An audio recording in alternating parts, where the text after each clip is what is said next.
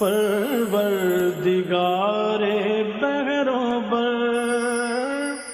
औज़ु बिल्लाहि मिनश शैतानिर रजीम, बिस्मिल्लाहिर्रहमानिर रहीम। इन्नल्लाहा व मलाइकतहु युसल्लूना अलन नबी या अय्युहल्लज़ीना आमनू सल्लु अलैहि व सल्लिमू तस्लीमा। अल्लाहुम्मा सल्लि अला सय्यिदिना व नबिय्यिना व शफीयना व मौलाना मुहम्मद व अला आले मुहम्मद व बारिक व सल्लिम। मोहतरम ख़वातीन हज़रात, अस्सलामु अलैकुम। पयाम सुबह के साथ एक बार फिर हाजिर मैं हूँ आपका मेज़बान अनीक अहमद। ख़वातीन हज़रात, जुमा और हफ्ता 2 दिन सवाल व जवाब के लिए होते हैं। आप और हम जानते हैं इन 2 दिनों में आपकी जानिब से आए हुए सवालात हम जमा करते हैं और रखते हैं अपने अहद के एक जय्यद मुफ्ती साहब की खिदमत में और उनसे हासिल करते हैं अपने सवालों का, अपने मसाइल का हल कुरान और सुन्नत की रोशनी में। बुनियादी बात क्या है, मुहर्रिक क्या है? मुहर्रिक ये कि हमारे जहनों में और ख़ास तौर पे हमारे नौजवानों के जहनों में कोई इबहाम बाकी ना रहे। हमारा दीन अनफुसो आफाक के हर मसले का हल अता फरमाता है। हमारा दीन दीन मुकम्मल है। ख़वातीन हज़रात, आज के हमारे मुअज़्ज़ज़ मेहमान मोहतरम मुफ्ती मोहम्मद ज़ुबैर साहब। मुफ्ती मोहम्मद ज़ुबैर साहब एक जाना माना नाम, हमारे मकबूल नाम, फ़ारिग़ुत तहसील दारुल उलूम कराची और मोहतरम जामिया सुफ़ा। ख़वातीन हज़रात, कुछ सवालात हम तो आपकी जानिब से आए हुए रखते हैं। इसके अलावा एक काम हम और करते हैं, वो ये कि पाकिस्तान के चंद शहरों में खड़े होकर चंद सवालात सड़कों पर खड़े होकर रिकॉर्ड करते हैं। उन सवालों को भी मुफ्ती साहब की खिदमत में रखा जाता है। प्रोग्राम का आगाज़ करते हैं अल्लाह ताला के बाबरकत नाम से। सूरह ज़ुख़रुफ़ और आयात 36, 37 और 38।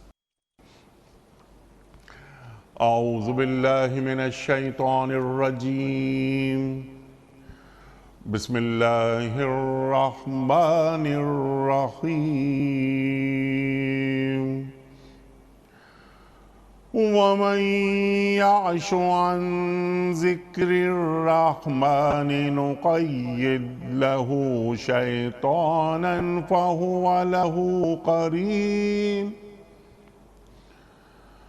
वइन्नहुम लयसुद्दूनहुम अनिस्सबीलि वयहसबून अन्नहुम मुहतदून हत्ता इज़ा जाअना क़ाल या लैत बैनी व बैनक قال يا بينك بعد المشرقين فبئس القرين صدق الله العظيم۔ जो शख्स रहमान के ज़िक्र से तगाफुल बरतता है, हम उस पर एक शैतान मुसल्लत कर देते हैं और वो उसका रफ़ीक बन जाता है।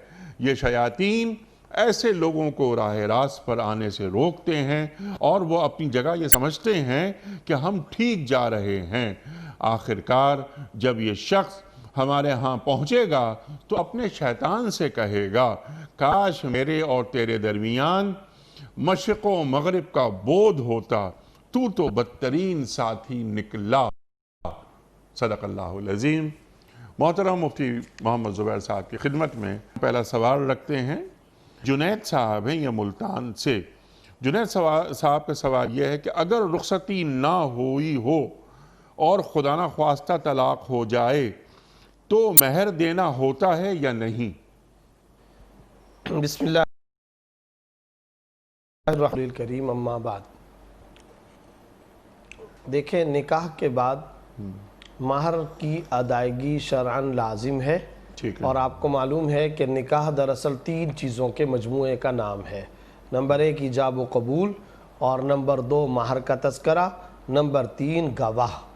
ان تین چیزوں کے مجموعے سے نکاح منعقد ہوتا ہے، لاگو اور درست ہوتا ہے۔ ان میں سے کوئی چیز بھی اگر نہیں ہوگی تو نکاح شرعاً درست نہیں ہوگا۔ مثلا گواہ نہیں ہے تو نکاح نہیں ہوگا۔ تو شرعاً یہ بات یاد رکھنے کی ہے کہ نکاح کے وقت میں یا اس وقت کوئی ٹائم مقرر کر کے مہر کی ادائیگی شرعاً لازم اور واجب ہے، اور بغیر مہر کی ادائیگی کے اپنا وقت گزارتے رہنا اور مہر ادا نہ کرنا، بالخصوص اس وقت جب کہ بیوی مطالبہ کرے اور شوہر مہر ادا نہ کر رہا ہو، یہ بالکل حرام ہے، ناجائز ہے اور سخت گناہ ہے۔ ٹھیک، انہوں نے جو سوال پوچھا اس کا حاصل یہ ہے کہ اگر نکاح ہو گیا لیکن رخصتی نہیں ہوئی تو اب ایسی صورت میں مہر دینا ہوگا یا نہیں؟ مہر دینا ہوگا، لیکن رخصتی سے پہلے خدا نخواستہ طلاق ہو جانے کی صورت میں نصف مہر دینا ہوگا، آدھا مہر دینا ہوگا جو کچھ مقرر کیا گیا ہے۔ مثلا 1,00,000 روپے مقرر کیا تو 50,000 روپے دینا ہوگا، اور اگر رخصتی ہو گئی ہے تو پھر ایسی صورت میں مہر پورے کا پورا ادا کرنا شرعاً لازم ہے۔ البتہ اس میں ایک نقطہ ہے، وہ نقطہ یہ ہے کہ یہ جو رخصتی کا جو لفظ ہے یہ ہمارے ہاں بولا جاتا ہے، یہ اردو کا عام طور پر ٹرم ہے اور اصطلاح استعمال کرتے ہیں۔ اصل جو شرعی حکم ہے وہ ہے خلوت، تنہائی۔ اگر شوہر اور بیوی کے درمیان میں تنہائی ہو چکی ہے تو شرعی طور پر رخصتی ہو گئی، چاہے وہ ہمارے معاشرے اور عرف کے مطابق ابھی وہ جو نکاح اور شادی والی جو رخصتی بارات والی چاہے وہ نہ ہوئی ہو، مہر کا تعلق خلوت اور تنہائی سے ہے۔ اگر مناسب تنہائی اور خلوت ہو گئی تو اب ایسی صورت کے اندر شرعی طور پر پورے کا پورا مہر دینا ہوگا، اور اگر نکاح ہوا کوئی تنہائی اور خلوت بالکل بھی نہیں ہوئی ہے تو پھر ایسی صورت میں یاد رکھیے اگر طلاق ہو جاتی ہے تو پھر آدھا مہر دینا ہوگا، پورا مہر دینا شرعاً لازم نہیں۔ ٹھیک ہے، وہ جو صورت آپ نے بیان فرمائی اس میں پھر عدت بھی ہوگی نا؟ جی ہاں، تو اس میں رخصتی اگر نہیں ہوئی ہے تو پھر عدت بھی نہیں، عدت بھی نہیں جی ہاں ہوگی، بالکل، اور آدھا مہر دینا پڑے گا، آدھا مہر دینا ہوگا۔ ٹھیک ہے، یہ محمد ریاض صاحب ہیں دبئی سے، کیا خطبہ جمعہ کے دوران مخصوص ہیئت کے ساتھ بیٹھنا شرعاً ضروری ہے؟ یعنی پہلے خطبے کے دوران ہاتھ باندھ کر بیٹھنا، دوسرے خطبے کے دوران ہاتھ زانوں پر رکھنا، کیا یہ مسنون عمل ہے؟ دیکھیں یہ ہمارے ہاں مساجد کے اندر عام طور پر ہم نمازیوں کو یہی کرتے دیکھتے ہیں۔ آپ نے دیکھا ہوگا کہ جمعے کے وقت میں جب امام صاحب خطیب جمعہ جب خطبہ دے رہے ہوتے ہیں تو ہمارے بہت سارے نمازی حضرات وہ پہلے والے خطبے کے اندر یعنی جب تک وہ امام صاحب بیٹھتے نہیں ہیں، وقفہ نہیں لیتے، تو اس طرح زانوں پر ہاتھ رکھ پھر وہ دوسرے طرف پہلے ایسے باندھ کر کے پھر ایسے کر کے بیٹھ جاتے ہیں۔ تو یاد رکھیں اس طرح کی کوئی مخصوص ہیئت شرعاً بالکل لازم نہیں ہے، اچھا، نہ فرض ہے، نہ واجب ہے، نہ سنت اور مستحب ہے کہ جناب آپ اس طرح سے بیٹھے، پہلے ہاتھوں کو یوں باندھ کر کے بیٹھے رہیں، پھر آپ اس طریقے سے ہاتھوں کو زانوں کو اس طرح سے اپنے گھٹنوں پہ رکھیں، ایسا کچھ بھی نہیں ہے۔ بلکہ ایک طرح سے اگر کوئی اس طرح سے بیٹھتا ہے تو وہ پسندیدہ بھی نہیں ہوگی، کیونکہ یہ جو حیات ہے آپ نے دونوں ہاتھوں کو گھٹنے میں رکھا، یہ تو نماز کے تشہد اور تحیات کی حیات ہے، اور آپ ابھی نماز کے اندر تو نہیں بیٹھے ہوئے، تو اس لیے اس طرح کی کوئی حیات شرعاً مسنون یا مستحب نہیں ہے۔ جو اصل شرعی حکم ہے اس پر عمل کرنا چاہیے، وہ کیا؟ اذا قرئ القرآن فاستمعوا له وانصتوا لعلکم ترحمون، قرآن جب پڑھا جائے خاموشی کے ساتھ سنو، ٹھیک ہے، توجہ کرو تاکہ تم پر رحم کیا جائے۔ قرآن کریم کی تلاوت کے وقت میں یہ حکم ہے۔ اسی طرح ایک نہیں درجنوں احادیث موجود ہیں جن میں سرکار دو عالم صلی اللہ علیہ وسلم نے ارشاد فرمایا خطیب جمعہ جس وقت خطبہ دے تو تمام کے تمام لوگوں کو توجہ کے ساتھ سننا لازم ہے، یہ فرض ہے، سارے کے سارے لوگ خاموشی کے ساتھ سنیں۔ یہ اتنا بڑا حساس فریضہ ہے کہ آپ صلی اللہ علیہ وسلم نے یہاں تک فرمایا کوئی شخص اشارہ بھی نہ کرے کسی کو، اور اگر کوئی ڈسٹرب کر رہا ہے، شور کر رہا ہے اور آپ نے اس کو اشارہ کیا فقد لغا، اس نے بھی لغو اور بیکار کام کیا۔ اشارہ بھی نہ کرے، بس صرف اور صرف خطیب کی طرف متوجہ چاہیے، یہ ہے اصل شرعی حکم۔ باقی یہ آدمی ٹوکڑی مار کر بیٹھتا ہے، آدمی تحیات کی شکل میں بیٹھتا ہے، نارمل حالت میں بیٹھتا ہے، اس میں شرعاً کسی قسم کی کوئی پابندی نہیں ہے۔ یہ جو مخصوص ہے انہیں بیان کی دونوں ہاتھوں کو پہلے باندھنا، پھر زانوں پر اور پیر گھٹنوں پہ رکھنا، اس طرح کی حیت کوئی مسنون نہیں ہے، اور نہ ہی اس طرح کی حیت کوئی مستحب یا فرض اور واجب ہے۔ سبحان اللہ، سبحان اللہ، لیکن ایک ادب جی ادب کے ساتھ ادب کے ساتھ بیٹھنا چاہیے. اچھا ایک بات جو کہی جاتی ہے وہ آپ سے میں نے سوچا اچھا موقع تصدیق آپ سے کروا لی جائے کہ دونوں خطبوں کے درمیان جو دعا مانگی جائے وہ قبول ہوتی ہے. یہ بہت اہم بات ہے. اور واقعی جب جمعے کے خطبے کا تذکرہ آیا اور اس طرح بیٹھنے کا تو آپ نے بہت اچھا سوال فرما لیا. گزارش یہ ہے کہ آپ صلی اللہ علیہ وسلم کی کئی احادیث ہیں جس میں جمعے کی مخصوص ساعت اور گھڑی کے اندر دعا کی قبولیت کا وعدہ کیا گیا ہے. اللہ اکبر. اچھا اب وہ مخصوص ساعت کون سی ہے اس کے بارے میں سے بتا دیتا ہوں. خلاصہ اس کا یہ ہے کہ جس وقت امام صاحب خطبے کے لیے نکلیں اس ٹائم سے لے کر کے عصر کے بعد تک یہ مختلف اقوال ہیں, مختلف اوقات ہیں. اس لیے یہ ٹائم بڑا قیمتی ہے. ہم کہتے ہیں نا جمعے کا دن کوئی بلیک ڈے نہیں ہوتا, چمکدار دن ہے, سبحان اللہ, روشن دن ہے. سید الایام, جزاک اللہ, سید الایام اس کو قرار دیا گیا, دنوں کا سردار ہے. اس لیے اس کے اندر خاص طور سورہ کہف کی تلاوت کرنے کا, نوافل پڑھنے کا, تلاوت قرآن کریم کرنے کا, پھر عصر کے بعد درود شریف پڑھنے کا غیر معمولی تاکیدی حکم ہے. یعنی اس کی بار بار ترغیب دی گئی ہے اور اس کی تبلیغ کی گئی ہے کہ یہ کام کرنا چاہیے. اب وہ جو اوقات ہیں ان اوقات میں سے کہ کوئی کہتے ہیں کون سا وقت ہے, کسی نے کہا جس وقت امام صاحب آ کر کے بیٹھ جائے, کسی نے کہا کہ جس وقت جمعے کی نماز پڑھ لی جائے, کسی نے کہا کہ کون سا. ان میں سے ایک وقت وہ بیان کیا گیا جو آپ نے فرمایا کہ دو خطبوں کے درمیان میں جب امام صاحب بیٹھ جاتے ہیں اور ممبر پر کچھ دیر کے لیے وقفہ کرتے ہیں, اس میں جو دعا مانگی جائے قبول ہوتی ہے. یہ قبولیت دعا کا موقع ہے, اہم ترین موقع ہے. اس موقع پر ہاتھ اٹھانے کی کوئی ضرورت نہیں ہے, بس آپ دل کے اندر دعا کر لیں. اور یہ چند ہی سیکنڈ, چند ہی لمحے ہوتے ہیں, اس کو قیمتی بنانا چاہیے. اور تجربہ یہی ہے اس موقع پر جو دعا مانگی جائے وہ یقیناً قبول ہو. سبحان اللہ, سبحان اللہ. چند سیکنڈ ہوتے ہیں جیسا آپ نے فرمایا, اول و آخر درود شریف پڑھ کر بیچ میں دعا رکھ دی جائے وہ آسمانوں تک چلی جاتی ہے. سبحان اللہ, سبحان اللہ. محمد نجیب صاحب ہیں فیصل آباد سے. میری مٹھائی کی دکان ہے, ہمارے ہاں کئی مٹھائیاں دودھ سے بنائی جاتی ہیں اور بعض اوقات دودھ پھٹ جاتا ہے, کیا اس دودھ سے مٹھائی بنانا جائز ہے یا نہیں؟ دیکھیں انہوں نے جو سوال کیا وہ اس اعتبار سے کیا ہے کہ شرعی طور پر جائز کا لفظ نے یوز کیا کہ شرعی طور پر یہ جائز ہے یا نہیں. تو اس کے بارے میں ایک بات ذہن کے اندر رکھنا چاہیے کہ دیکھیں شرعی طور پر وہ جو دودھ جو پھٹ جاتا ہے وہ حرام نہیں ہے, ٹھیک ہے. اور جب اس کے اندر کوئی انگریڈینٹس حرام کے نہیں ہے, اس کے اندر کوئی جزو حرام شامل نہیں ہے, تو اس کو استعمال کیا جا سکتا ہے, اس کو پیا جا سکتا ہے.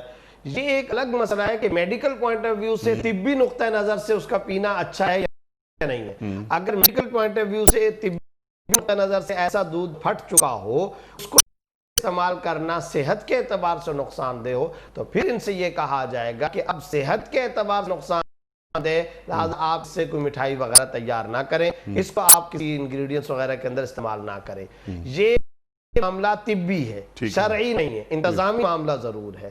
جہاں تک شرعی طور پر آپ اگر پوچھنا چاہیں جی اس کا کھانا, اس جیسی مٹھائی جو رسگلے, جو مٹھائی اس سے برفی وغیرہ تیار کی ہو, کھویا بنایا ہو, تو وہ جائز ہے یا نہیں, تو شرعی طور پر وہ حرام نہیں ہے. بلکہ بعض مٹھائی والے حضرات یہ بھی بتاتے ہیں کہ ٹاٹری ڈال کر کے وہ باقاعدہ اس کو دودھ کو پھاڑ بھی جاتا ہے اور وہ ان کی مخصوص کچھ مٹھائیوں کے لیے استعمال ہوتا ہے.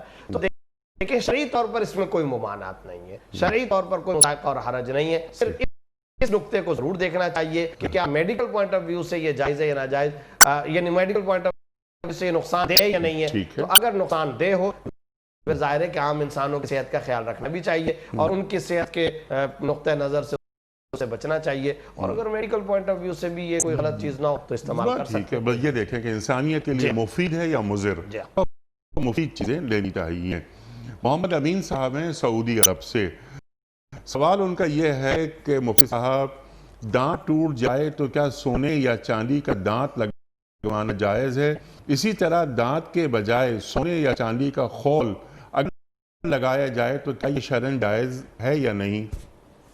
اس کا مختصر جواب یہ ہے کہ جائز ہے, اس میں کوئی حرج کی بات نہیں. سونے کا دانت بھی لگایا جا سکتا ہے, چاندی کا بھی دانت لگایا جا سکتا ہے. ایک صحابی کے بارے میں یہ حدیث کے اندر آتا ہے کہ ان کی ناک جو ہے وہ ٹوٹ گئی اور ناک کے بارے میں یہ آتا ہے، تو اس میں انہوں نے کچھ کسی دھات وغیرہ کی چیز لگائی تو وہ ان کو نقصان دے رہی تھی، تو اس وقت کسی حکیم وغیرہ نے بتایا کہ اگر آپ یہاں پر چاندی کا یا سونے کا مواد استعمال کر لیں تو صحیح ہے۔ آپ صلی اللہ علیہ وسلم سے پوچھا گیا تو آپ صلی اللہ علیہ وسلم نے اجازت دی۔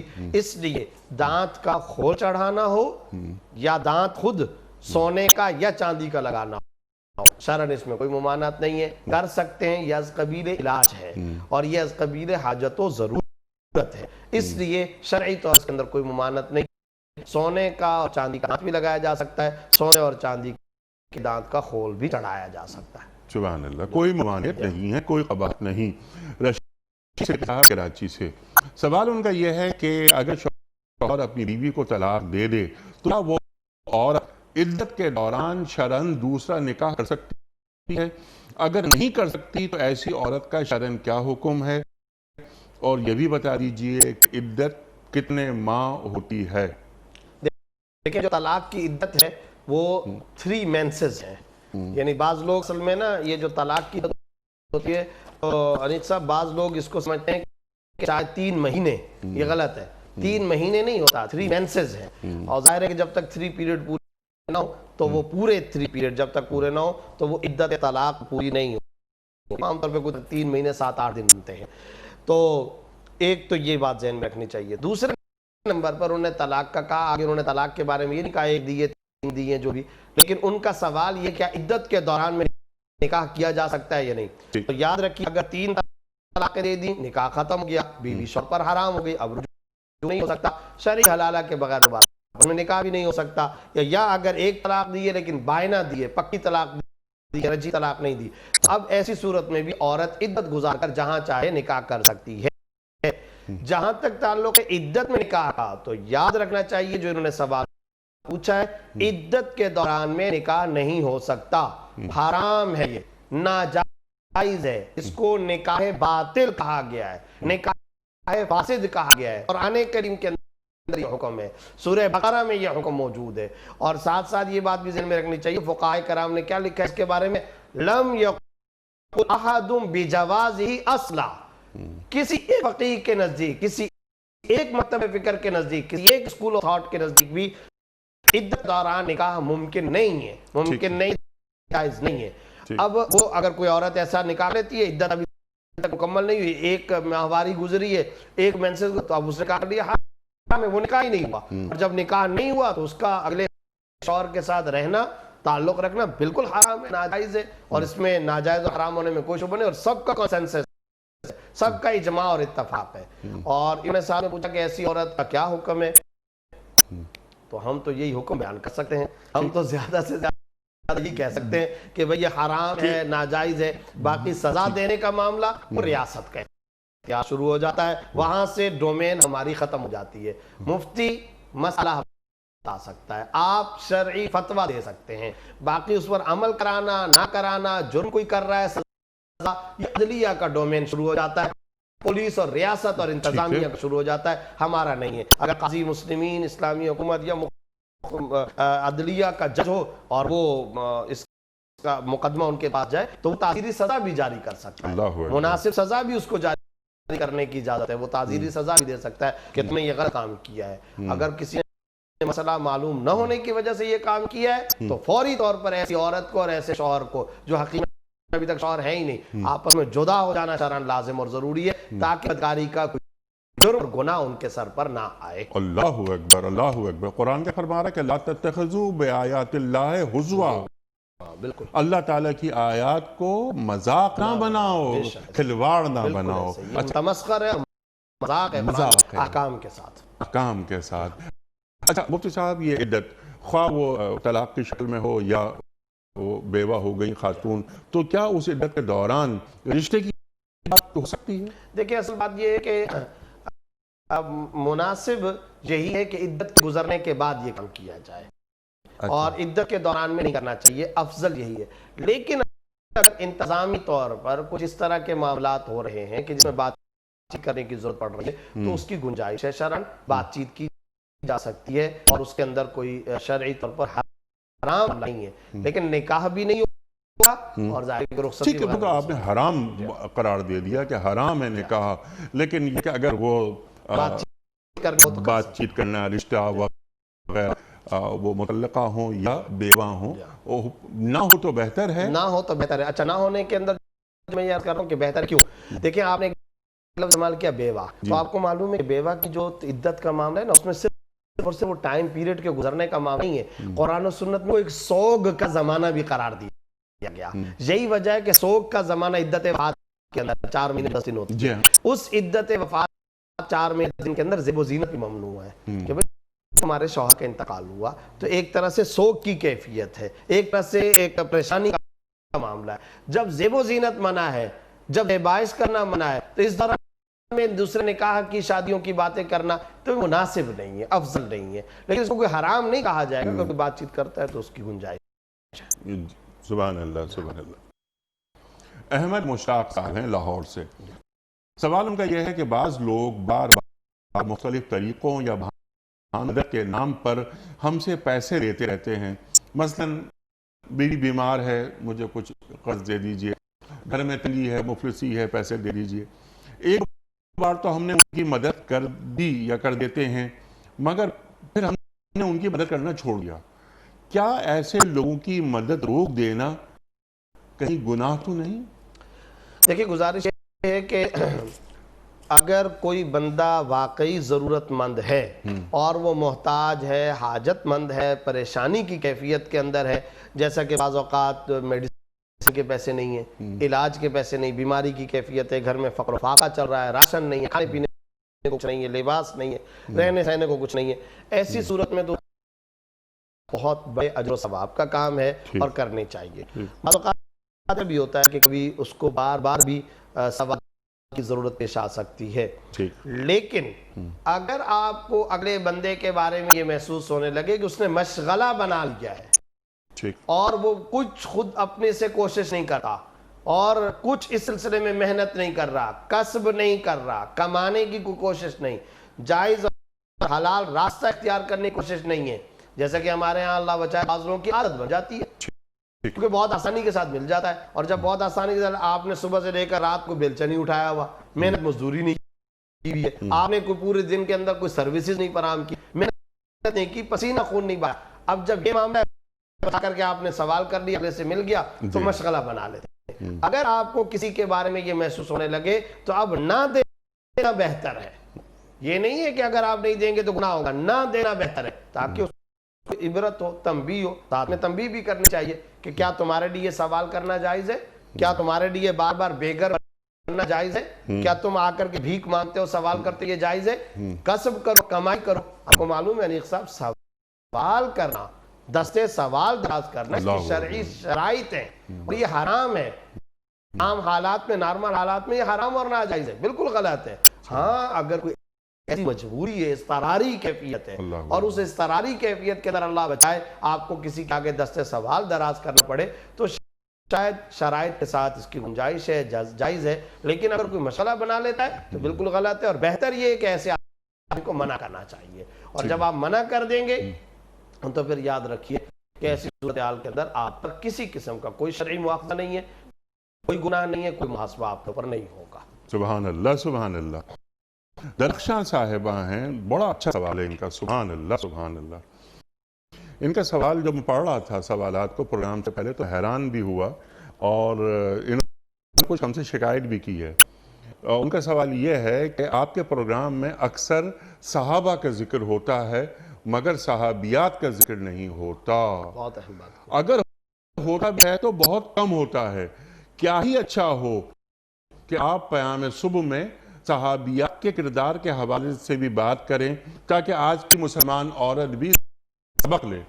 بہت اچھا سوال ہے، واہ واہ واہ، جزاک اللہ، جزاک اللہ، جزاک اللہ، واقعی بہت اہم ترین تذکرہ انہوں نے کیا ہے اور ہمیں اپنی اس غلطی کا اعتراف کرنا چاہیے۔ جی ہاں، بالکل ہمیں اس غلطی کا اعتراف کرنا چاہیے۔ ہاں یہ ضرور ہوا ہے، آپ کے چونکہ پروگرام میں اہم ترین اکیڈمک سکولرز حضرات آتے ہیں تو ضمناً تذکرے تو آتے رہے، جی ضمناً تو آئے اور کئی دفعہ آئے، لیکن یہ کہ بطور خاص مستقل بنیاد پر تفصیل کے ساتھ مفصل و مدلل انداز کے اندر باحوالہ صحابیات کا تذکرہ، ازواج مطہرات کا تذکرہ، اہل بیت کی خواتین کا تذکرہ کرنا چاہیے اور ضرور کرنا چاہیے جی، تاکہ خواتین کے رول ماڈل وہ بھی واضح ہو سکیں کہ مسلمان خواتین کے اصل رول ماڈل کون ہیں۔ حضرت فاطمہ الزہرا سلام اللہ علیہا رضی اللہ تعالی عنہ، ان کا تذکرہ کرنے سے تو پورا ماحول مشک اور معطر ہو جاتا ہے، معطر اور خوشبودار ہو سبحان جاتا اللہ، ہے۔ سبحان ام المومنین حضرت خدیجۃ الکبریٰ رضی اللہ عنہ کا تذکرہ، ام المومنین حضرت عائشہ صدیقہ رضی اللہ تعالی عنہ کا تذکرہ، تو یقیناً یہ بہت بڑا معاملہ ہے، اور خاص طور پر جب انہوں نے صحابیات اور ازواج مطہرات کے حوالے سے کہا ہے تو بڑی خوبصورت علمی بحثیں بھی دوران مطالعہ سامنے آتی ہیں۔ مثلا ایک بحث یہ آتی ہے کہ ان میں سے افضل ترین خاتون کون، سارے سر کی تاج، ساری کی ساری ہماری رہبر اور رہنما، اس میں یہ کہا گیا حضرت ام المومنین عائشہ صدیقہ رضی اللہ تعالیٰ عنہ۔ پھر ان کے بارے میں دلیل دی گئی کہ ترمذی میں روایت ہے کہ ایک مرتبہ جبریل امین تشریف لائے، آپ صلی اللہ علیہ وسلم تشریف فرما تھے، تو آپ صلی اللہ علیہ وسلم نے حضرت عائشہ رضی اللہ تعالیٰ عنہ ام المومنین سے فرمایا، یا عائشہ ہذا جبرائیل یقرئ علیک السلام، عائشہ یہ جبریل آئے ہوئے ہیں میرے پاس اور یہ آپ کو سلام پیش کر رہے ہیں۔ یعنی حضرت جبرائیل نے حضرت عائشہ رضی اللہ تعالیٰ عنہ کو سلام پیش کیا، اس پر حضرت عائشہ رضی اللہ تعالیٰ عنہ نے جواب دیا۔ اب اس سے پتہ چلتا ہے کہ حضرت عائشہ رضی اللہ تعالیٰ عنہ کی کیسی غیر معمولی مقبولیت اور افضلیت۔ لیکن جو حضرات یہ کہتے ہیں کہ ام المومنین حضرت خدیجۃ الکبریٰ رضی اللہ تعالیٰ عنہ کی افضلیت، تو وہ کیا فرماتے ہیں؟ وہ کہتے ہیں کہ حضرت عائشہ رضی اللہ تعالیٰ عنہ کو سلام آیا حضرت جبریل امین کا، اور ام المومنین خدیجۃ الکبریٰ رضی اللہ تعالیٰ عنہ کو سلام آیا اللہ رب العزت کا۔ حضرت جبریل امین تشریف لائے اور آ کر کے آپ صلی اللہ علیہ وسلم نے فرمایا کہ اللہ رب العزت نے ام المومنین خدیجۃ الکبریٰ رضی اللہ تعالیٰ، سبحان اللہ سبحان اللہ، کیا مقام بلند اللہ نے دیا۔ پھر ایک بحث یہ ہوئی ہے کہ ظاہر ہے کہ سب کے سب افضلیت ایمان کا جز بھی ہے، ایمان کا کامل حصہ بھی یہی ہے، جزو ایمان بھی ہے، کمال ایمان بھی یہی شخصیات اور یہی ہماری مائیں۔ حضرت فاطمہ الزہرا رضی اللہ تعالیٰ عنہ کے بارے میں یہ کہا گیا کہ وہ سب سے زیادہ افضل، اور اس کا ایک بہت بڑا ثبوت اور دلیل وہ یہ کہ حضرت فاطمہ الزہرا رضی اللہ عنہ کے بارے میں آپ صلی اللہ علیہ وسلم نے کیا فرمایا؟ فاطمہ بضعۃ منی، فاطمہ ناشزۃ منی، فاطمہ میرے جسم کا ٹکڑا ہے۔ اب آپ بتائیے پوری دنیا میں سب سے افضل، برتر اور اعلیٰ ترین مقام بلند کس کو ملا ہے؟ حضرت محمد رسول اللہ صلی اللہ علیہ وسلم کو۔ تو جس شخصیت کو آپ صلی اللہ علیہ وسلم اپنے جسم کا ٹکڑا قرار دے دیں، پھر وہ تمام کی تمام خواتین میں افضلیت ہوگی۔ اسی لیے تو حضرت فاطمہ الزہرا رضی اللہ تعالیٰ عنہ وسلام اللہ علیہا کے بارے میں کیا کہا گیا؟ فاطمہ سیدت نساء اہل جنہ، فاطمہ جنتی خواتین کی سرداری، بلکہ میں تو کہا کرتا ہوں کہ جنت کی جو سرداری ہے اسی خانوادے کو ملی۔ حضرت علی رضی اللہ تعالیٰ عنہ کے لیے جنت کے اعلیٰ درجے کی بشارت ہے۔ حضرت حسن اور حضرت حسین، ان کے بارے میں کیا فرمایا؟ الحسن والحسین سیدا شباب الجنہ۔ حضرت فاطمہ الزہرا رضی اللہ عنہ کے بارے میں پھر عام طور پہ کہا کرتا ہوں، دیکھیں باپ بیٹی سے محبت ہوتی ہے، محبت تو ہر باپ کو اپنی بیٹی سے ہوتی ہے، لیکن آپ احترام نبوت دیکھیں، اکرام نبوت دیکھیں۔ روایات کے اندر آتا ہے کہ آپ صلی اللہ علیہ وسلم کمرے میں تشریف فرما ہوتے تھے، حضرت فاطمہ الزہرا رضی اللہ تعالیٰ عنہ اندر داخل ہوتی تھی، آپ صلی اللہ علیہ وسلم کھڑے ہو جاتے تھے۔ یہ اتنی غیر معمولی بات ہے، یعنی ایک صاحب انسان ہے۔ ام ابیہا، بتائیے کیا اللہ نے درجہ اور مقام بلند عطا کیا۔ اور وہ حضرت حسنین کے بارے میں شاہ جی نے ایک جگہ پر فرمایا، ایک سوال کے جواب میں، بابا علی ہوں، نانا نبی ہوں، شرافت و عظمت ہو تو ایسی ہو۔ بابا علی ہیں، نانا کون ہے؟ نبی ہیں، اور پھر آپ دیکھ پورا خانوادہ جنت کی سرداری کا حامل، تو اللہ رب العزت نے ایسا مقام بلند دیا۔ پھر بتائیے کربلا کے اندر جو ہماری اہل بیت کی خواتین کی غیر معمولی قربانیاں ہیں، ان کا تذکرہ ہونا چاہیے، ان کا ذکر ہونا چاہیے، بار بار ہونا چاہیے، ازواج مطہرات کا تذکرہ ہونا چاہیے، صحابیات کا تذکرہ ہونا چاہیے۔ اور میں آپ کو ایک بات عرض کرتا ہوں، بعض صحابیات کے سوالات سیاہ ستہ کے اندر ایسے غیر معمولی ہیں، اور ایسے سوالات، ایسا مکالمہ، ایسی گفتگو، انسان حیران ہو جاتا ہے۔ ایک صحابیہ آئیں، آپ صلی اللہ علیہ وسلم نے ارشاد فرمایا کہ میں تم سے کہتا ہوں کہ فلاں سے نکاح کر لو، مغیث سے۔ آگے سے صحابیہ نے کیا جواب دیا؟ یا رسول اللہ مشورہ ہے یا حکم ہے؟ ٹھیک، آپ صلی اللہ علیہ وسلم مسکرائے، کیا زبردست سوال ہونے گیا، یا رسول اللہ مشورہ ہے یا حکم ہے؟ اگر حکم ہے جان قربان، اگر حکم ہے جانے قربان، ہم سب کچھ قربان، اور اگر مشورہ ہے آپ اختیار دے رہے ہیں میں نکاح نہیں کروں گی ان کے ساتھ. آپ صلی اللہ علیہ وسلم نے فرمایا میرا حکم نہیں ہے، میرا مشورہ ہے، تمہیں اختیار حاصل ہے. سبحان اللہ. تو اب آپ دیکھیں کیسے سمجھداری کے معاملات. انہوں نے کہا خواتین کا تذکرہ ہونا چاہیے. تاریخ کا یہ واقعہ مشہور ہے، صلح حدیبیہ کے موقع پر ام سلمہ رضی اللہ تعالیٰ عنہا نے عالم اسلام کو اور صحابہ کرام کو ایک بہت بڑے غیر معمولی حادثے سے بچایا. وہ آپ صلی اللہ علیہ وسلم کی اہلیہ مکرمہ ہے حضرت ام سلمہ رضی اللہ عنہا. اور آپ صلی اللہ علیہ وسلم نے بھی دیکھیں بیوی کو کیا مقام دیا. مشورہ آج کے شوہروں کو، آج کے شوہروں کو دیکھنا چاہیے. آپ صلی اللہ علیہ وسلم اس ہودج کے اندر خیمے اور کیمپ میں تشریف لے گئے اور ام سلمہ رضی اللہ عنہا جو ساتھ ہے ان سے پوچھا ام سلمہ میں تم سے یہ مشورہ کرنا چاہتا ہوں، یہ صحابہ جو مجھ پہ جانے قربان کرتے ہیں، میرا تھوک زمین پہ نہیں گرنے دیتے، میں آج ان کو کہہ رہا ہوں کہ احرام کھول لیں تو یہ خاموش ہیں. یہ صحابہ کرام جو یہ اتنے، ام سلمہ رضی اللہ تعالیٰ عنہ نے کیسا ہینڈل کیا. فرمایا یا رسول اللہ آپ تنگ دل نہ ہوئیے، یہ آپ پر جانے قربان کرنے والے جانثار رفقا ہیں، آج ان کے دل زخمی ہیں، یہ یہاں عمرہ کرنے آئے، آپ کے ساتھ مل کر کے آئے، ان کو دشمن آج عمرہ نہیں کرنے دے رہا. تو آپ کو میں ایک بات مشورہ دیتی ہوں، میں ایک مشورہ آپ کو دیتی ہوں، وہ یہ آپ جائیے اور آپ اپنا سر منڈوا لیجیے، یعنی حلال ہو جائیے. اپنا احرام کھول دیجیے. جیسے ہی آپ حلال ہوں گے، آپ احرام اتاریں گے، آپ سر منڈوائیں گے، پھر نہیں رہا جائے گا. سبحان اللہ. پھر نہیں کوئی روکے گا. اور یہاں دیکھیے نا مفتی صاحب، آپ نے کتنی اچھی بات فرمائی کہ بیوی کو مشورے میں شریک کیا جا رہا ہے، تو بیوی کا مقام بھی واضح ہو رہا ہے. کتنا بڑا مقام ہے بلند. اور دیکھیے حضرت ام المومنین عائشہ صدیقہ رضی اللہ تعالیٰ عنہا کی درجنوں روایتیں نہیں ہیں، سینکڑوں نہیں ہیں، ان کی روایات کی تعداد ہزاروں کے اندر ہے. اور حضرت عائشہ صدیقہ رضی اللہ تعالیٰ عنہ نے یہ علم لیا اور پھر یہ امت تک پہنچایا. اور آپ صلی اللہ علیہ وسلم نے اپنی پاک ازواج مطہرات سے یہ ارشاد فرمایا تم جو کچھ گھر کے اندر گھریلو اور خانگی زندگی کے اندر معاملات دیکھو، امت تک پہنچاؤ. نصف علم سے پہنچا. میں تو عام طور پہ کہا کرتا ہوں حضرت ام المومنین عائشہ صدیقہ رضی اللہ تعالیٰ عنہا کا نعوذ باللہ رشتہ کاٹ لیا جائے تو ہماری تو نماز ہی پوری نہیں ہوتی، ہمارے فرائض اور واجبات ہی پورے نہیں ہوتے. اللہ نے ایسا مقام بلند ان کو عطا فرمایا. تو یہ ان کی بات بالکل درست ہے. اور میں بھی آپ سے یہ سفارش اور درخواست کرتا ہوں کہ صحابیات کا اور خواتین اہل بیت سے اطہار کا اور اسی طریقے سے ہماری تمام صحابیات و ازواج مطہرات کا تذکرہ ہونا چاہیے. اور میری درخواست ہوگی کہ اس کے اوپر آپ باقاعدہ مختلف پروگراموں کا عنوان بھی رکھیے. مثلا ایک دن حضرت فاطمہ الزہرا رضی اللہ تعالیٰ عنہا کا اس پر پورا پروگرام اسی پر ہونا چاہیے. اسی طرح سے حضرت خدیجہ الکبریٰ رضی اللہ تعالیٰ عنہ پورا پروگرام اس پر ہونا چاہیے. آپ صلی اللہ علیہ وسلم کی اہلیہ محترمہ حضرت عائشہ صدیقہ پر اور دیگر تمام ازواج مطہرات پر، آپ صلی اللہ علیہ وسلم کی چاروں صاحبزادیوں پہ رکھنا چاہیے، حضرت ام کلثوم پہ، حضرت رقیہ پہ، حضرت زینب رضی اللہ تعالیٰ عنہ، ان سب پہ رکھنا چاہیے، اہل بیت کے اطہار کی تمام خواتین پہ. کربلا کے اندر جن خواتین نے کیسی قربانیاں ان ہماری عزت مآب خواتین نے دی، اور آج ہم انہی سے سب کچھ کسب فیض کرتے ہیں. تو اس لیے یہ امت کی استانی خواتین، امت کی ایسی استانی خواتین ہے کہ امت ساری کی ساری ان کی شاگرد ہے، پوری امت ان کی شاگرد ہے، امت کے لیے رول ماڈل ہے. تو خاص طور پر نئی جو ہماری بچیاں ہیں ان کو بتایا جائے کہ یہ ہے ہمارا ورثہ، اور جب ان پہ گفتگو ہو تو یہ ایک تعلق بھی، ایک ربط بحال ہوتا ہے، انہیں پڑھایا جائے، سمجھایا جائے. رول ماڈل ہے.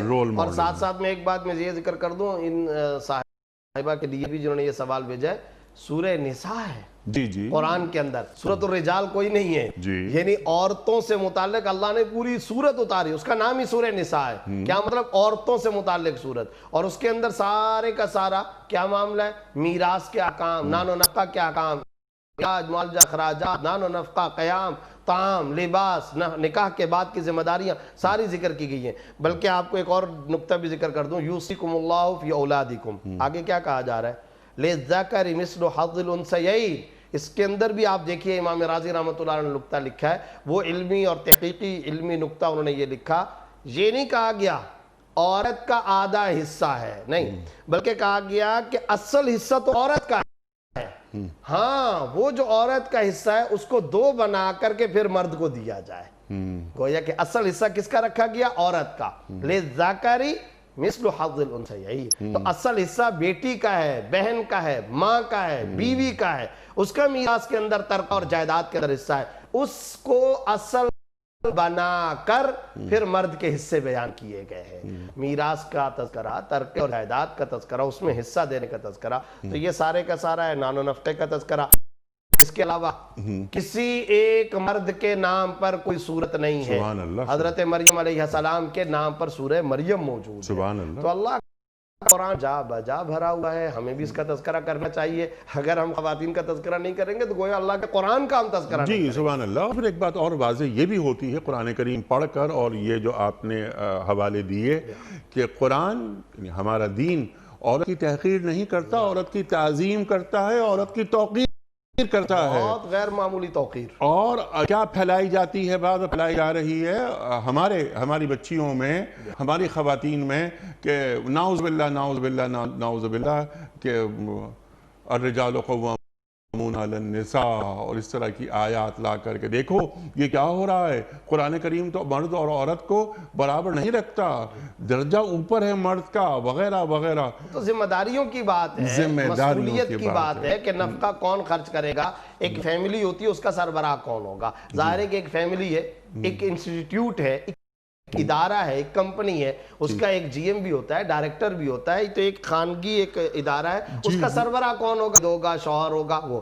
لیکن عورت کی تحقیر ہو، عورت کی تذلیل ہو، یہ کبھی بھی نہیں ہے۔ اور یاد رکھیے قرآن کریم کا تو معاملہ، احادیث طیبہ کا تو معاملہ یہ کہ عورت کو، دیکھیں میں دعوے سے کہتا ہوں، کسی ملت و مذہب نے عورت کو وہ مقام بلند نہیں دیا جو اسلام نے دیا۔ جی بلا شبہ کسی ملت و مذہب نے کیا کہا جا رہا ہے؟ اگر ایک عورت، ایک بیٹی، دو بیٹیاں، تین بیٹیاں، ولادت و رحمت، پھر اس کے بعد پیدائش کے بعد کپڑے کیسے ہونے چاہیے، تربیت کیسی ہونی چاہیے، کھانا ان کو کیسا کھلاؤ، یہ آپ صلی اللہ علیہ وسلم بیان فرما رہے ہیں۔ اور پھر فرمایا کہ دیکھو تم نے اچھا نام رکھا، ادب سکھایا، تعلیم دی، تعلیم آپ صلی اللہ علیہ وسلم فرما رہے ہیں حدیث کے اندر، تعلیم و تربیت دی، اور پھر جب تم نے مناسب جگہ پر ان کا رشتہ کر دیا، وہ ایسا ہوگا آدمی جنت کے اندر جیسے میرے ہاتھ کی یہ دو انگلیاں ہیں۔ دو بیٹیوں پر یہ بات فرمائی، پھر تین پر فرمائی، ہاتھ کی یہ دو انگلیاں ساتھ ساتھ ہیں، تو فرمایا وہ میرا جنت کے اندر رفیق ہوگا۔ یہ بار بار آپ صلی اللہ علیہ وسلم فرما رہے ہیں۔ بیوی کے منہ میں لقمہ ڈالنا، آپ صلی اللہ علیہ وسلم اس کی ترغیب احادیث کے اندر دے رہے ہیں۔ ماں کے قدموں تلے جنت ہے۔ جہاد کیوں ہوتا ہے؟ جنت ملے۔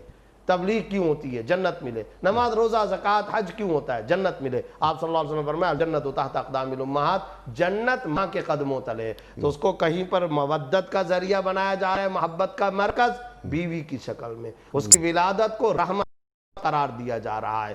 پھر جب وہ ماں بنتی ہے، جنت کو اس کے قدموں تلے رکھا جا رہا ہے۔ اس سے زیادہ مقام بلند کیا ہو سکتا ہے؟ سبحان اللہ سبحان اللہ سبحان اللہ سبحان اللہ۔ مفتی صاحب کچھ ویڈیو کوئسچنز ہم رکھتے ہیں آپ کی خدمت میں۔ پہلا سوال مفتی صاحب کے لیے۔ پروردگار بہروں بر۔ السلام علیکم مفتی صاحب، اکثر لوگ فرض نماز کے بعد آیت الکرسی پڑھ کے سر پہ ہاتھ رکھتے ہیں، اس کی حقیقت کیا ہے، ذرا وضاحت کریں گے؟ پروردگار بہروں بر۔ فرض نمازوں کے بعد آیت الکرسی کی تو بڑی اہمیت ہے، لیکن سر پہ ہاتھ رکھنا یہ ایک خاص بات انہوں نے بیان کر۔ جی اصل بات یہ ہے کہ فرض نماز کے بعد آیت الکرسی پڑھتے ہوئے سر پر ہاتھ رکھنے کا کوئی تذکرہ کہیں پر نہیں ہے۔ جی ہاں، آیت الکرسی الگ سے پڑھنی چاہیے۔ البتہ سر پر ہاتھ رکھنا یعنی ماتھے پر ہاتھ رکھنا، یہ ایک حدیث سے ثابت ہے۔ اور وہ کیا ہے؟ اس کی الگ دعا ہے، بسم اللہ الذی لا الہ الا هو الرحمن الرحیم اللہم اذہب عنا الہم والحزن۔ یہ ایک دعا ہے، بسم اللہ الذی لا الہ الا هو الرحمن۔ یہ جو دعا ہے مسند بزار کے اندر موجود ہے، ایک حدیث کی کتاب ہے مصنف، اور مسند بزار مصنف، اس کے اندر یہ حدیث موجود ہے۔ اگرچہ سند کے اعتبار سے بہت زیادہ قوی روایت نہیں ہے، لیکن فضائل کے معاملے میں اس طرح کی روایات چل جاتی ہیں۔ ان کے اندر اس بات کا تذکرہ ہے کہ جب آپ صلی اللہ علیہ وسلم سلام پھیرا کرتے تھے تو اپنے ماتھا مبارک پر ہاتھ رکھا کرتے تھے، اور یہ دعا جو میں نے بھی پڑھ کر کے بتائی ہے یہ آپ صلی اللہ علیہ وسلم پڑھا کرتے تھے، لیکن اس کے ساتھ آیت الکرسی پڑھنے کا کوئی جوڑ یا کوئی تذکرہ حدیث میں نہیں آیا۔ البتہ یہ آپ نے ہاتھ رکھ لیا، یہ دعا پڑھ لی، اس کے بعد جب آپ اس سے فارغ ہو گئے اب آپ کو آیت الکرسی پڑھنی چاہیے، کہ کئی احادیث کے اندر اس کا تذکرہ موجود ہے اور اس کی غیر معمولی ترغیب دی گئی ہے، تاکید کی گئی ہے، تو یہ آپ پڑھیں، بہت اچھا عمل ہے۔ اجر و ثواب کا عمل ہے. البتہ سر پر ہاتھ رکھنے کے دوران میں آیت الکرسی پڑھنے کا اس کا کوئی ذکر نہیں. اس کا کوئی ذکر نہیں ہے. اور ہر فرض نماز کے بعد آیت الکرسی پڑھنی چاہیے. ٹھیک ہے مفتی صاحب. اگلا سوال مفتی صاحب کی خدمت میں. پروردگار بحروں بر. السلام علیکم.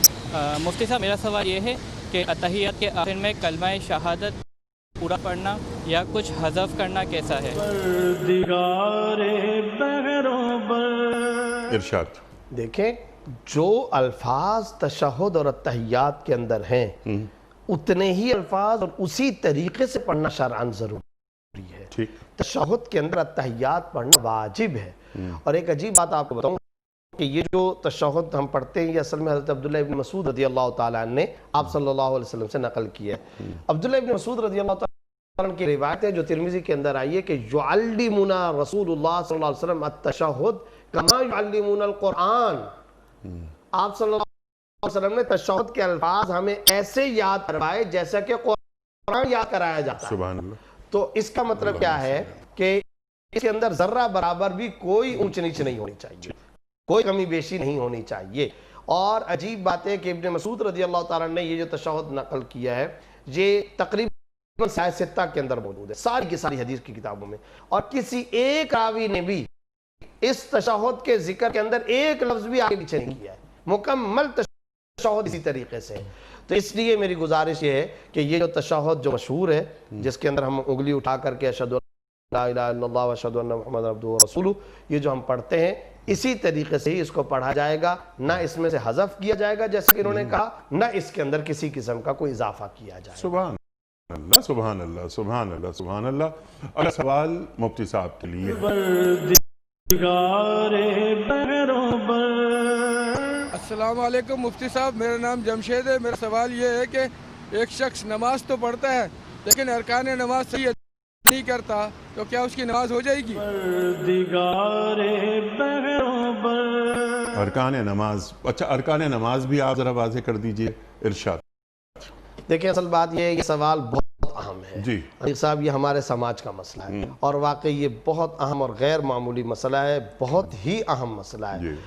ہمارے ہاں مسئلہ یہ ہے کہ ایک بہت بڑا طبقہ تو اللہ بچائے وہ جو نماز نہیں ادا کرتا, تو ان کے بارے میں دعائے ہدایت کر سکتے ہیں. اپنی طرف سے محنت اور کوشش کرنی چاہیے, اور نماز کا ترک کرنا غیر معمولی گناہ ہے. آپ صلی اللہ علیہ وسلم نے فرمایا اسلام اور کفر کے درمیان انسان میں حد فاصل اور امتیاز پیدا کرنے والی چیز ہے وہ نماز ہے. اور کوئی درجنوں سینکڑوں مقام پر ظاہر قرآن میں خود اللہ نے اس کا حکم دیا ہے. نماز تو فرض عین ہے, کسی صورت میں معاف نہیں ہے. اگر کوئی نہیں پڑھ سکتا تو بیمار ہے تو اشارے تک سے پڑھے, بیٹھ کر کے پڑھے, یہ سارے کے سارے احکام ہیں. ایک طبقہ وہ ہے جو نماز نہیں پڑھتا, ایک طبقہ وہ ہے جو نماز تو ادا کرتا ہے لیکن ارکان, تعدیل ارکان, اطمینان صلاۃ, نماز کے آداب, اس کے فرائض, شرائط و آداب اس کا لحاظ نہیں کرتا. تو یہ طبقہ بھی بہت بڑے گھاٹے اور نقصان کے اندر ہے. بلکہ بعض اوقات علیق صاحب ایسا محسوس ہوتا ہے کہ وہ جو طبقہ یا وہ بندہ جو نماز نہیں پڑھ رہا تو اس نے نماز نہیں پڑھا, بہت بڑا جرم کیا ہے, بہت بڑا گناہ کیا ہے. لیکن جو آدمی نماز پڑھ رہا ہے اور تعدیل ارکان کا بالکل بھی خیال نہیں کر رہا, فرائض اور واجبات کا نہیں کر رہا, تو بعض اوقات محسوس ہوتا ہے یہ اس سے زیادہ نقصان کے اندر ہے. کیوں؟ اس لیے کہ یہ گھر سے بھی نکلا, وضو بھی کیا, ٹریولنگ بھی کی, مسجد کے اندر بھی گیا, اور اس کے باوجود بھی اس کی نماز نہیں ادا ہوئی. تو اتنا سارا اپنا دنیاوی ایک طرح سے ظاہری حرج بھی کیا اور نماز بھی ادا نہیں ہوئی. تو اس کو تو کیا کہیں گے؟ اب یہ تو خسرت دنیا والآخرہ, اس کو ہم کیا کہیں گے؟ اب ہمارے ہاں علاقوں کے اندر تو بعض پورے پاکستان میں کئی ایسے علاقے ہیں ان کے اندر یہ صورتحال ہے, نام لینا مناسب نہیں کہیں وہ علاقے والے ناراض نہ ہو جائے. بعض پورے علاقے ہیں ان میں رواج یہ ہے کہ جناب رکوع کریں گے ایسے ہی جیسے فوراً جلدی سے رکوع کیا, ابھی کمر سیدھی نہیں ہوئی جلدی سجدے میں چلے گئے, سجدے سے فوراً اٹھ گئے جیسا کہ وہ مرغا چونچ مارتا ہے. اور یہ بھی حدیث کے اندر تذکرہ موجود ہے. تو یہ کیا ہے؟ آپ صلی اللہ علیہ وسلم کی ایک روایت ترمذی کے اندر موجود ہے کہ اس طریقے سے لا یذکر اللہ الا قلیلا, کہ اللہ کا ذکر بھی وہ نہیں کرتا, بہت تھوڑا سا ذکر کرتے. منافق کی نماز ہے, تلک صلاۃ المنافق, یہ منافق کی نماز ہے. تعدیل ارکان کا خیال نہ رکھنا, اس کو آپ صلی اللہ علیہ وسلم نے کیا قرار دیا؟ روایت ترمذی کے اندر ہے. اور کتاب الصلاۃ ہے، خلاد بن رافع رضی اللہ تعالیٰ عنہ کا واقعہ ہے، کتاب الصلاۃ کے اندر حدیث موجود، آپ صلی اللہ علیہ وسلم تشریف فرما ہے، ایک شخص آئے، آ کر کے انہوں نے نماز پڑھی، اور نماز پڑھ کر کے ان کے دل میں یہ خیال تھا کہ آپ صلی اللہ علیہ وسلم اور صحابہ کرام کی مجلس ہے تو میں جلدی جلدی وہاں مجلس میں جا کر کے بیٹھوں۔ آپ صلی اللہ علیہ وسلم دیکھ رہے ہیں اور نماز پڑھی جلدی جلدی، وہ آئے، آپ صلی اللہ علیہ وسلم فرمایا قم فرجع فصلی فإنک لم تصلی، کھڑے ہو جاؤ، لوٹو، نماز پڑھو، تم نے نماز نہیں پڑھی ہے۔ فرمایا تم نے نماز ہی نہیں پڑھی۔ وہ پھر گئے، انہوں نے اپنی نماز ادا کی، شاید عادت ہوگی یا کیا، جلدی جلدی پڑھ لی، پھر آئے، آپ صلی اللہ علیہ وسلم فرمایا تم نے نماز نہیں پڑھی، جاؤ دوبارہ پڑھو۔ تیسری مرتبہ میں یہ ہوا، پھر آپ صلی اللہ علیہ وسلم نے چوتھی مرتبہ ان کو بھیجا۔ تو تعدید ارکان، آپ نے پوچھا ارکان، اس میں قیام، قرات، رکوع، سجود، ایک تو ان کا ادا کرنا لازم اور واجب ہے، دوسرے نمبر پر اطمینان کے ساتھ ادا کرنا۔ سجدے میں آپ گئے تو آپ کے جسم کی حرکت رک جانی چاہیے، یہ نہیں کہ آپ باقاعدہ ریموٹ کی طرح پڑھ رہے، آپ جلدی سجدے میں گئے، ابھی تک آپ کا جسم اطمینان کے ساتھ رکا نہیں، حرکت جسم رکی نہیں، آپ فوراً کھڑے ہو گئے، بالکل غلط طریقہ ہے۔ آپ گئے رکوع کے اندر اور ابھی آپ رکوع کے اندر گئے پھر فوراً ہی کھڑے ہو گئے، تو یہ بالکل غلط طریقہ ہے۔ جو رکن اور جو آپ نماز کا حصہ ادا کر رہے ہیں، جسمانی حرکت رک جانی چاہیے، سبحان اللہ، 3 مرتبہ کم از کم سبحان ربی العظیم یا سبحان ربی الاعلیٰ رکوع اور سجدے کے اندر ادا کرنا، یہ سنت ہے، اس سے زیادہ ادا کرنا چاہیے، 5 7 9 11 طاق عدد کے اندر، تو یہ سنت ہے، مستحب ہے۔ اچھا یہ زیادہ ادا کرنے کی میں بات کیوں کر رہا ہوں، جب آپ زیادہ ادا کریں گے تو جسمانی حرکت رک جائے گی، کم از کم اطمینان تو ہو جائے گا۔ تسبیحات پڑھنا تو سنت ہے، کوئی فرض واجب نہیں ہے، لیکن کم از کم اطمینان کے ساتھ نماز ادا کرنا یہ واجب ہے۔ اگر کوئی شخص نماز اطمینان کے ساتھ ادا نہیں کرتا، نماز کو لوٹانا واجب ہوگا، نماز کو دہرانا ضروری ہوگا، جیسا کہ آپ صلی اللہ علیہ وسلم لوٹانے کا حکم دیا اور بار بار پڑھوائی ان صحابی سے۔ اللہ اکبر۔ مفتی صاحب میں آپ کا بڑا شکر گزار، بڑا ممنون، آپ تشریف لائے اور آج بھی ہم نے آپ سے بہت سیکھا۔ خواتین و حضرات، وقت مکمل ہوا ہمارے آج کے پروگرام کا۔ مفتی محمد زبیر صاحب کا بڑا ممنون، آپ نے وقت نکالا، آپ آئے، ہمارے علماء کو اللہ سلامت رکھے، آپ تشریف لاتے ہیں اور ہماری علمی کمی کو دور فرما دیتے ہیں۔